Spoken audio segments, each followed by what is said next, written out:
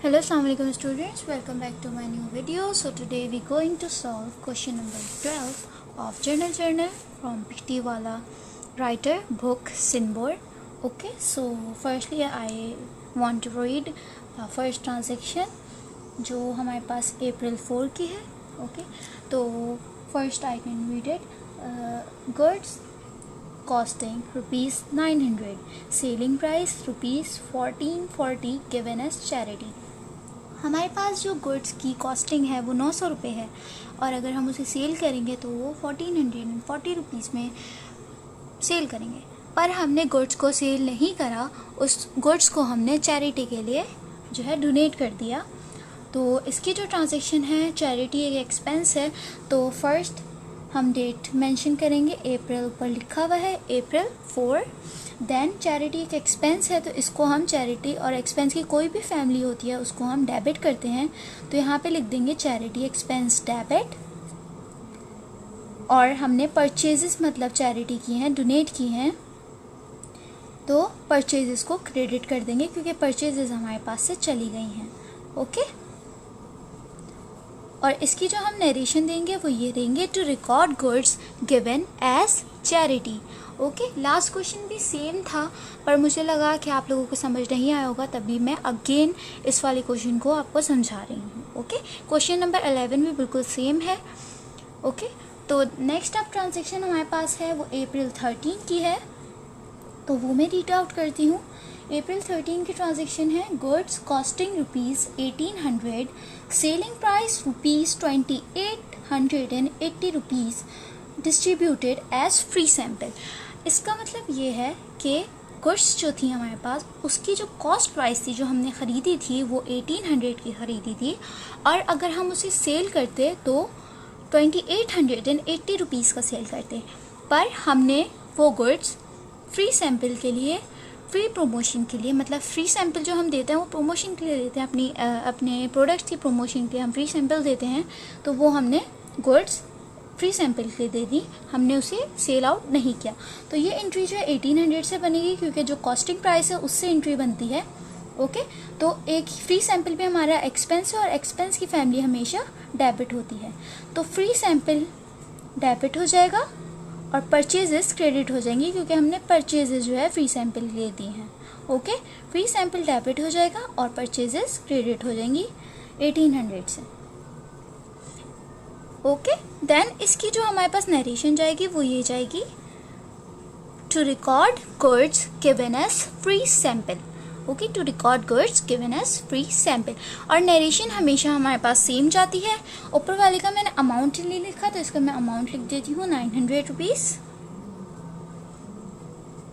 Debit and 900 rupees credit.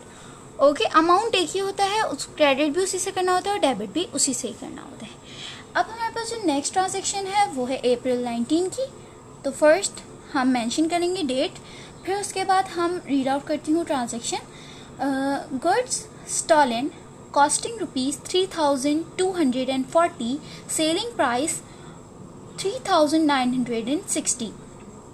मतलब कुछ goods चोरी हो गई और उसकी जो कॉस्ट थी वो 3240 रुपीज़ थी, और हमें जो सेल करनी थी वो करते हैं हम 3960 रुपीज़ की. तो चोरी हो जाना गुड्स वो भी एक हमारे पास एक्सपेंस ही है क्योंकि हमने उससे प्रॉफिट नहीं कमाया, तो यहाँ पे हम लिख देंगे लॉस बाय थेफ्ट, डेबिट कर देंगे क्योंकि ये एक एक्सपेंस है, इसकी भी फैमिली जो है डेबिट होती है, और परचेजेस जो है हमारी चोरी हुई हैं तो परचेजेस को हम क्रेडिट कर देंगे रुपीज़ 3240 से.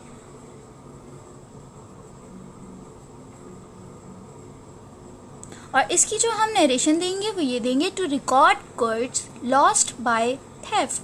ओके, अब जो लास्ट हमारे पास ट्रांजैक्शन है वो हम यहाँ पे एंट्रीज की बनाते हैं, वो मैं रीड आउट करती हूँ. वो है हमारे पास अप्रैल 27 की ट्रांजैक्शन. फर्स्ट डेट मेंशन करेंगे, देन मैं ट्रांजैक्शन रीड करूँगी. Goods destroyed by fire costing rupees 3600, selling price 4500.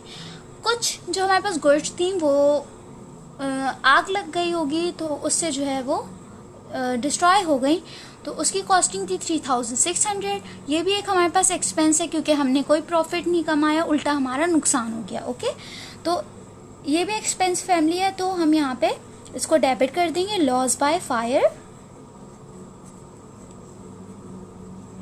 और परचेजेस को हम क्रेडिट कर देंगे क्योंकि परचेजेस हमारी डिस्ट्रॉयड हो गई, और इसकी जो कॉस्ट है वो है 3600।